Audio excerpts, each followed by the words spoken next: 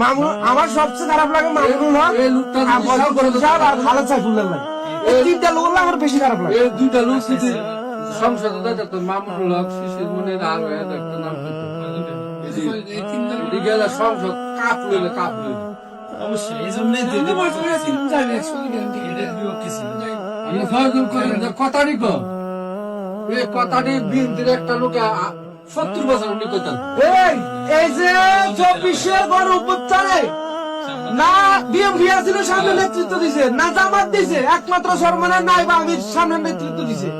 প্রথম এই ব্যারিকেড ভাঙছে 5 তারিখে প্রথম সকাল ডাক্তার যাত্রা বাড়িতে নাইবা আমির পুরো মিছিল লয়ে ঢুকছে ঢাকা শহর ব্যারিকেড ভাঙিয়া। রাজনৈতিক দল হিসেবে এক কথায় সামনে ছিল এই দল, একমাত্র এই দলটা ছিল, আর কোন দল ছিল না। এই যে ইয়ারা তোমার ইয়ারা হাসান আব্দুল্লাহ এরা সবসময় কয়, কিন্তু আমাদের পাশে ছিল একমাত্র সরকারের হুজুররা, নইলে কিন্তু আমাদের জন্য এত সহজ ছিল না। নইলে 5 তারিখে তোমার ব্যারিকেড ভাঙতে পারতো না, আর শেখ হাসিনারা ধরতে পারতো না। পারতো না তখন তোমার জামাত শিবিরও ছিল না, কেউ ছিল না সামনে। রাজনৈতিক দল হিসেবে কেউ ছিল কেউ ছিল না। না। বিএনপি নিজেই কইছে কই আন্দোলন আমরা কোনো